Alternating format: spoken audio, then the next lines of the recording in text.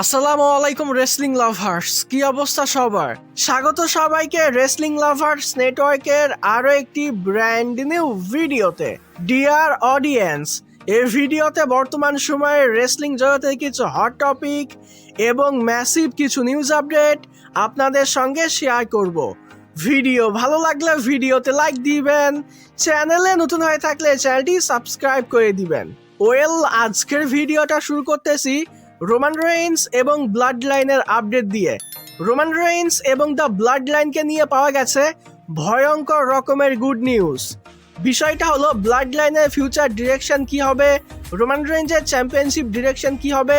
অনেকে তো আমাকে প্রশ্ন করেন যে ভাই রোমান রেইন্স কতদিন পর্যন্ত চ্যাম্পিয়ন থাকবে, আবার অনেকে এরকম প্রশ্নও করেন যে ভাই রোমান রেইন্স চ্যাম্পিয়নশিপটা হারবে কবে। এখন বিষয়টা হলো রোমান রেইন্স কিন্তু সবেমাত্র আই থিঙ্ক সর্বোচ্চ সে 2 মাস হলো চ্যাম্পিয়ন হয়েছে। এর মধ্যেই আপনারা এই টাইপের প্রশ্ন করেন যে রোমান কবে চ্যাম্পিয়নশিপ হারবে, অথচ কডি বছরের পর বছর ধরে বোরিং গল্প দিয়ে যাচ্ছে, বোরিং ম্যাচ দিয়ে যাচ্ছে। কডি একের পর এক সুপারস্টারদের অপরচুনিটি মেরে দিয়ে সে চ্যাম্পিয়ন থাকতেছে, এদিকে কিন্তু কারো কোনো নজর নাই।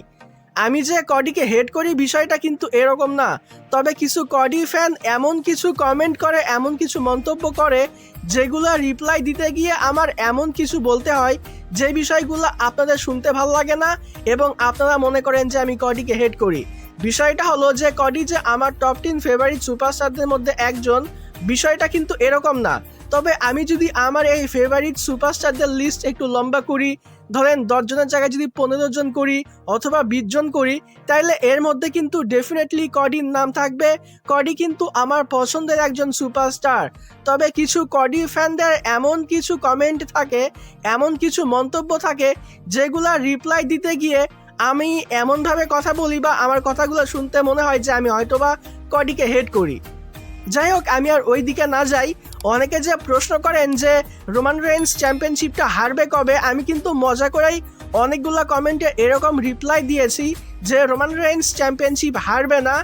আর আমার এই মজা করে দেওয়া উত্তরটাই কিন্তু রিসেন্ট আপডেট অনুযায়ী সঠিক হয়েছে। তবে রোমানের বিষয়টায় পরে আসতেছি, প্রথমেই কথা বলি ব্লাড লাইনকে নিয়ে। তো রেসলম্যানিয়ার পরে রোমান রেইন্স যে ব্লাড লাইন তৈরি করেছে বা ব্লাড লাইনের যে নতুন ভার্সনটা যেখানে জেকা ফাইটু অ্যাড হয়েছে, তো এই ব্লাড লাইনকে নিয়ে কিন্তু কোম্পানি অনেক বেশি খুশি, কোম্পানি অনেক বেশি স্যাটিসফাই। আর এটা হওয়াটাই কিন্তু স্বাভাবিক। বর্তমান সময়ে আমরা যে শোগুলা দেখি, এই শোগুলা দেখার জন্য সবথেকে বেশি ইন্টারেস্ট, সবথেকে বেশি আকর্ষণ জায়গায় কিন্তু এই ব্লাড লাইনের গল্পই। তার মানে এটা না যে বাকি সব কিছুই বেকার চলতেছে। হ্যাঁ, ডেফিনেটলি অনেক ভালো ভালো গল্প চলে, তবে স্পেসিফিক কোনো একটা গল্পের জন্য শো দেখা, কোনো একটা জিনিসের জন্য শো দেখা, তাইলে এটা কিন্তু ব্লাড লাইনই। তাই কোম্পানি কিন্তু এই ব্লাড লাইনকে নিয়ে অনেক বেশি স্যাটিসফাই এবং ব্লাড লাইনকে আগামী দিনে কিন্তু ভয়ঙ্কর রকমের বুকিং দিতে চায়।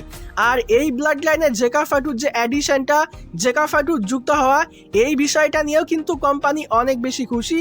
আর আসলেই কিন্তু জেকা ফাটু ব্লাড লাইনে অ্যাড হওয়ার পরে ব্লাড লাইনের ভ্যালুটা বা ব্লাড লাইনের যে শক্তিটা, এটা কিন্তু আগের থেকে আরও অনেক গুণ বেড়ে গেছে।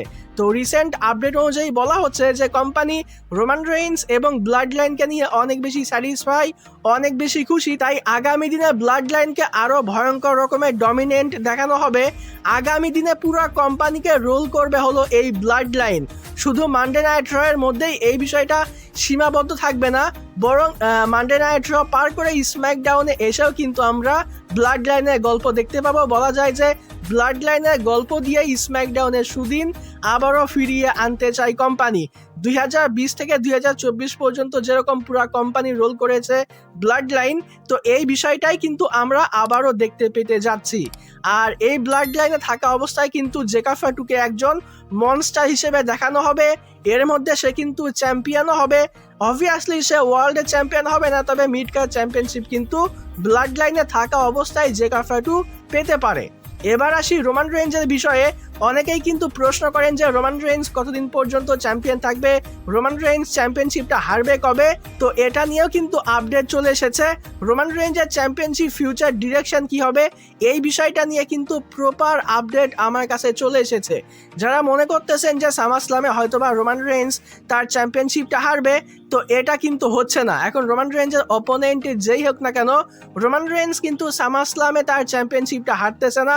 সে কিন্তু লম্বা লম্বা সময় চ্যাম্পিয়ন থাকবে, এমনকি 2026 সালের শেষ পর্যন্ত রোমান রেঞ্জ চ্যাম্পিয়ন থাকবে। হয়তোবা 2026 সালে সে তার চ্যাম্পিয়নশিপটা হারবে না। 2027 সালের শুরুর দিকে রেসেলম্যানিয়া 43 পর্যন্ত রোমান রেঞ্জ চ্যাম্পিয়ন থাকবে। হয়তোবা তারপরেও রেসেলম্যানিয়া 43 পরেও হয়তোবা রোমান রেঞ্জ তার চ্যাম্পিয়নশিপটা রিটেইন করে নিবে। রিসেন্ট আপডেটে এমনটাই বলা হচ্ছে, কারণ ব্লাড লাইনের এই গল্প দিয়ে বা রোমান রেঞ্জ ব্লাড লাইনে থাকা অবস্থায় কিন্তু কোম্পানি আবারও সেই বুম পিরিয়ডে যেতে চায়।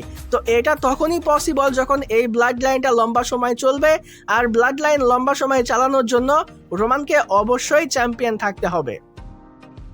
এবার আসি পরবর্তী আপডেটে। পরবর্তী আপডেটটা হলো মেইন ইভেন্ট জে উসোকে নিয়ে। আমরা সকলেই দেখেছি গত স্ম্যাকডাউনে জে উসো কিন্তু জিভান ইভান্সকে হারিয়েছে এবং কিং অফ দ্য রিং টুর্নামেন্টের ফাইনালের জন্য সে কিন্তু নিজেকে কোয়ালিফাই করে নিয়েছে। এখন পার্সোনালি আমার কাছে কেন জানি মনে হচ্ছে যে জে উসোই হয়তো বা 2026 সালের king of the ring tournament জিততে পারে। তো এটা তো গেল আমার পার্সোনালি মনে হচ্ছে, তবে অ্যাকচুয়ালি বেটিং ওর্স কি বলতেছে, ওবা নাকি জে উসোকে 2026 সালে king of the ring tournament জিতবে। তো বেটিং অর্স অনুযায়ী 2026 সালে king of the ring tournament জিতবে জে উসো। হ্যাঁ, জে উসো ওভার থেকে অনেক বেশি এগিয়ে আছে।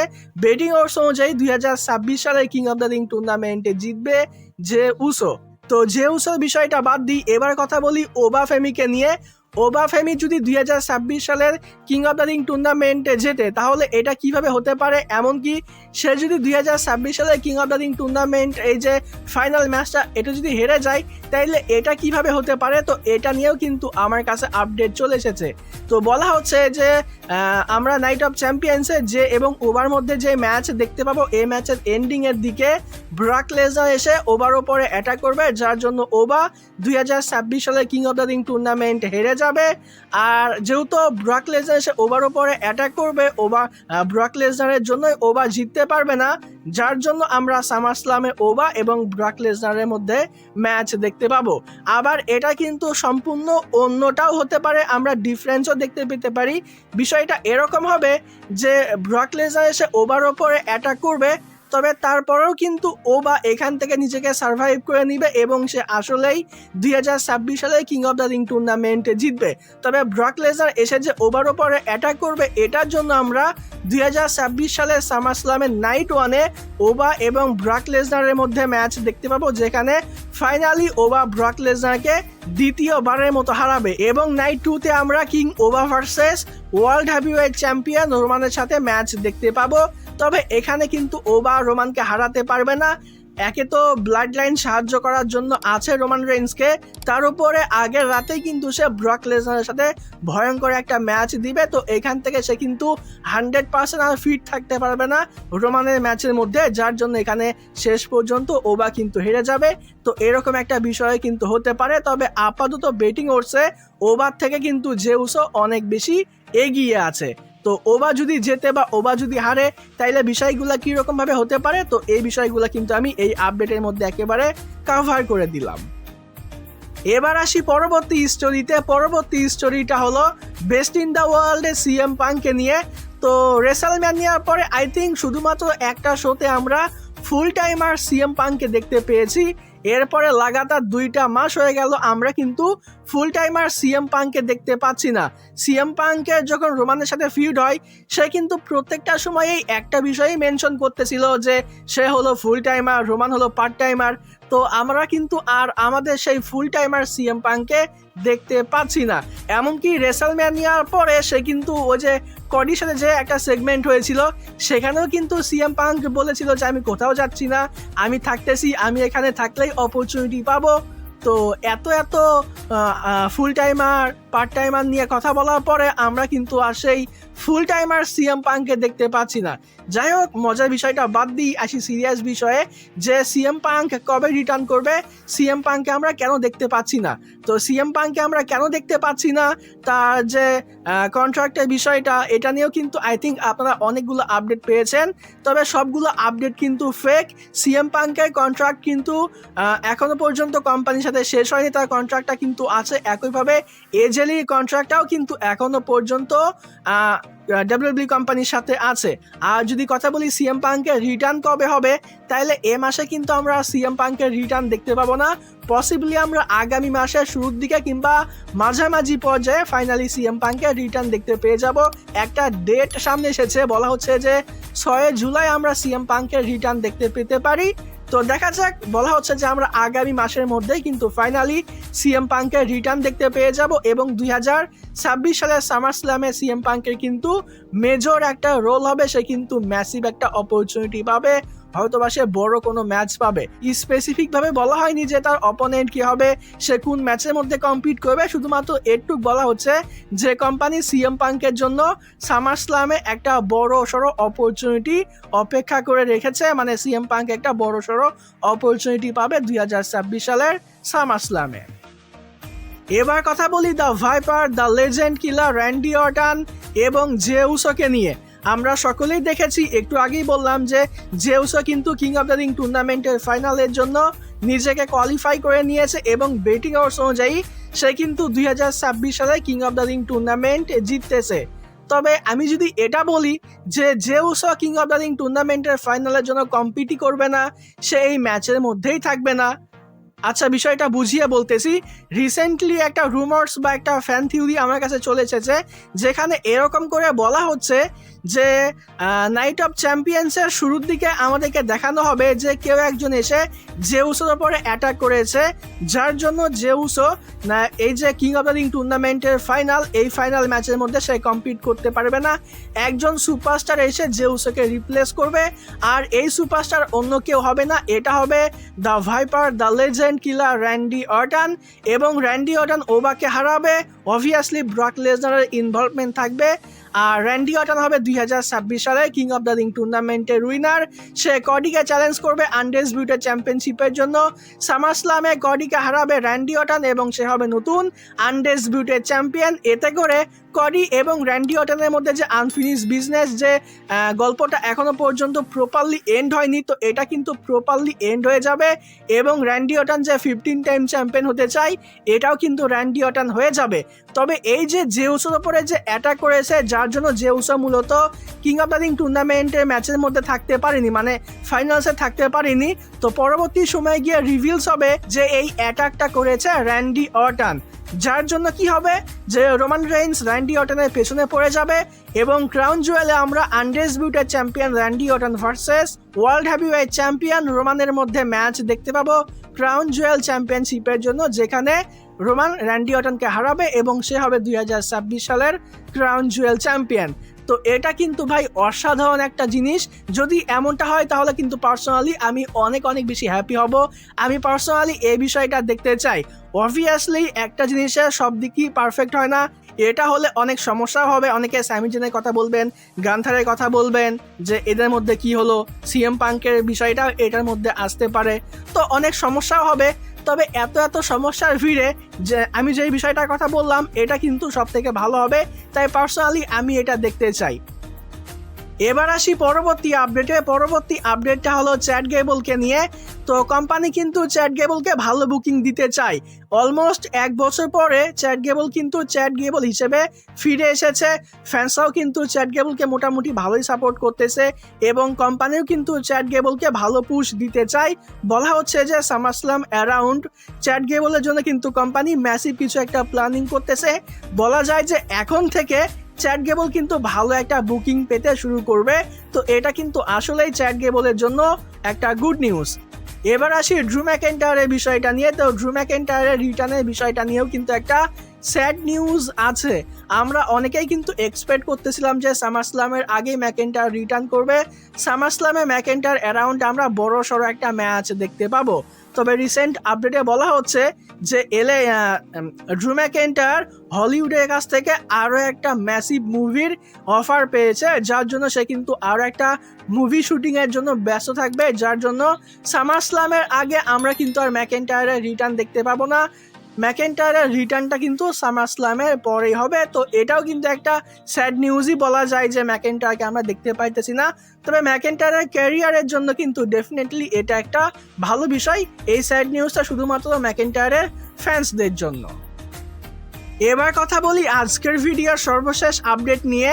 আজকের ভিডিওর সর্বশেষ আপডেটটা হলো tribal chief OTC1 Roman Reigns এবং সেথ রলিন্সকে নিয়ে। তো আমরা কিন্তু গত মানডে নাইট রয়ের শোতে দেখেছি যেখানে রোমান রেইন্স কিন্তু জেকা ফাটুর কানে কানে বলেছে যে সেথ রলিন্সকে গিয়ে শেষ করে দাও। মানে এখানে ডিরেক্টলি কিন্তু রোমান রেইন্স এবার সেথ রলিন্সকে টার্গেট করেছে। এর মানে এটা যে 2026 সালের সামারস্ল্যামে আমরা সেথ রলিন্স এবং রোমান রেইন্সের মধ্যে ওয়ার্ল্ড হেভিওয়েট চ্যাম্পিয়নশিপের জন্য ম্যাচ দেখতে পাবো। তবে এই স্টোরিটা কিন্তু এত ইজি হবে না। বিষয়টা এরকম হবে যে নাইট অফ চ্যাম্পিয়ন্সে সেথ রলিন্স এবং ব্রন বেকারের মধ্যে যে স্টিল কেজ ম্যাচ হবে, এই ম্যাচের মধ্যে গিয়ে জেকা ফাটু সেথ রলিন্সের উপরে অ্যাটাক করবে, যার জন্য ব্রন বেকার এই ম্যাচটা জিতে যাবে। যেহেতু জেকা ফাটুর জন্য সেথ রলিন্স এই ম্যাচটা হেরে যাবে, যার জন্য সেথ রলিন্স কিন্তু ব্রন বেকারের থেকে তার নজর সরিয়ে নিবে এবং তার টার্গেট কিন্তু আবার রোমানের ওপরে পড়ে যাবে, যেখান থেকে আমরা প্রপারলি সামারস্ল্যামের জন্য সেথ রলিন্স এবং রোমান রেইন্সের মধ্যে একটা স্টোরি বিল্ড হতে দেখতে পাবো। সামারস্ল্যামে গিয়ে ফাইনালি রোমান এবং সেথ রলিন্সের মধ্যে ওয়ার্ল্ড হেভিওয়েট চ্যাম্পিয়নশিপের জন্য ম্যাচ হবে। আর সম্ভবত এটাই রোমান রেইন্স এবং সেথ রলিন্সের ফিউডের সর্বশেষ ম্যাচ। এরপরে হয়তোবা আমরা আর সেথ রলিন্স এবং রোমান রেইন্সের মধ্যে সিঙ্গেল কোনো ম্যাচ দেখতে পাবো না, শত্রুতামূলক সম্পর্ক দেখতে পাবো না। আর এই যে ফাইনাল ম্যাচ হবে, এই ম্যাচের মধ্যে কিন্তু রোমান রেইন্সকে ফাইনালি ক্লিয়ার একটা ভিক্টরি দেওয়া হবে। সেথ রলিন্স যে সবসময় বলে বা সেথ রলিন্সের ফ্যান্সরা যে সবসময় বলে বা আমিও কিন্তু সবসময় বলি যে এখনো পর্যন্ত বড় কোনো জায়গায় বড় কোনো স্টেজে রোমান রেইন্স কিন্তু ক্লিয়ারলি সেথ রলিন্সকে হারাতে পারেনি। এই অ্যাচিভমেন্টটা কিন্তু এখনো পর্যন্ত রোমান রেইন্সের নাই। তো ফাইনালি হয়তো বা এই অ্যাচিভমেন্ট আমরা 2026 সালের সামারস্ল্যামে দেখতে পাবো, যেই অ্যাচিভমেন্টটা রোমান রেইন্স ফাইনালি অ্যাচিভ করে নিবে। তো এটা হলো সেথ রলিন্স এবং রোমান রেইন্সকে নিয়ে আপডেট এবং আজকে আমাদের এই ভিডিওর সর্বশেষ আপডেট। তো যাই হোক ডিয়ার অডিয়েন্স, এই ভিডিওটা এখানেই শেষ করতে চাচ্ছি। আশা করছি ভিডিওটি ভালো লেগেছে। ভিডিও ভালো লাগলে ভিডিওতে লাইক দিবেন, চ্যানেলে নতুন হয়ে থাকলে চ্যানেলটি সাবস্ক্রাইব করে দিবেন। আজকের মতো এখানেই বিদায় নিচ্ছি। যাবার আগে একটি কথাই বলতে চাই, যদি রেসলিং ভালোবাসো তাহলে আমরা সবাই এক টিম।